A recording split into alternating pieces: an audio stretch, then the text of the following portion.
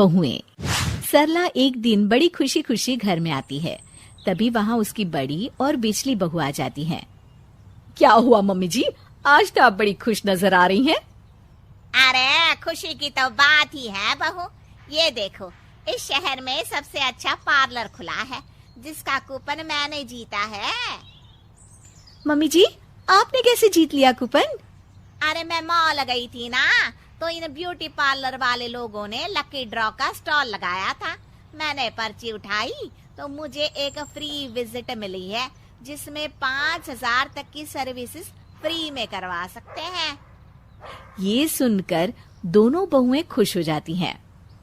क्या free visit beauty parlour की, वो भी 5,000 रुपए की? अरे मम्मी जी, आपने तो लॉटरी जीती है, लॉटरी। हाँ बहू, अब मेरे तो ये कूपन किसी काम की है नहीं, तो क्या तुम में से कोई जाना चाहेगा?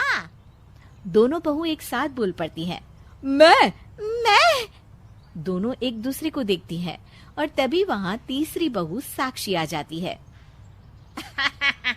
अरे एक कूपन है, एक ही तो जाएगा ना। देख लो भाई, तुम तीनों में से किसे चाहिए ये कूपन? किस कूपन की बात हो रही है? सरला अपनी छोटी बहू को कूपन वाली बात बताती है। तो ये आप किसको दे रही हैं मम्मी जी? अरे तुम सब आपस में डिसाइड कर लो, मैं दे दूंगी। सरला ये कहकर वहाँ से चली जाती है। ये कूपन तो मुझे ही मिलना चाहिए। अरे वाह दीदी, आपको ही क्यों मिलना चाहिए ये कूपन? मुझे जाना है ब्यूटी पार्लर, ऐसा मौका बार बार थोड़ी ना मिलता है। फ्री ब्यूटी पार्लर कूपन तो मुझे भी चाहिए। अरे मैं इस घर की बड़ी बहू हूँ, इसलिए मम्मी जी के बाद मेरा ही हक है इस कूपन पर। ये क्या बात होती है दीदी, मैं आपको ये कूपन नहीं लेने दूंगी। मेरा भी तो हक है कूपन पर। अरे साक्षी, तुम तो इस कूपन को भूल ही जाओ। तुम इस घर में सबसे छोटी हो, इसलिए तुम्हारा हक बहुत बाद में आता है। क्यों आरती? हाँ सही बात है दीदी। तो आप देखना, ये कूपन मम्मी जी मुझे ही देंगी। सुमन और आरती आपस में बात करते हुए अपने कमरे में चली जाती हैं। साक्षी को इस बात का बहुत बुरा लगता है।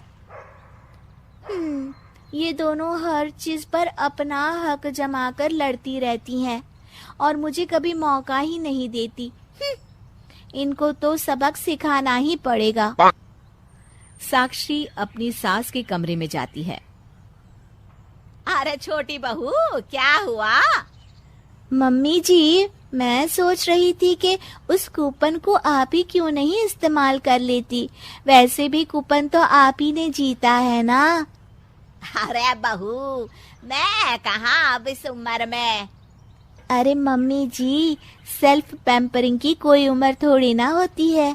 और वैसे भी आपने अपनी पूरी उम्र तो घर के कामकाज में निकाल दी, पर यही तो वक्त है अपने पर ध्यान देने का। अरे बहू, पर तुम सबको तो जरूरत होगी ना पार्लर जाने की। मम्मी जी, मुझे तो इतना नहीं है, पर हाँ, आपकी दोनों बहुएं तो इसी प्लानिंग में लगी है कि कैसे उन्हें ये कूपन मिल जाए।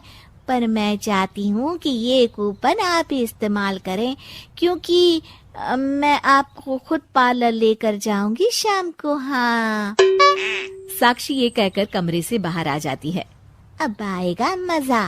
मेरी भोली सासू माँ मुझसे खुश हो जाएंगी, सोचेंगी उनकी बहू उनका कितना ध्यान रखती है।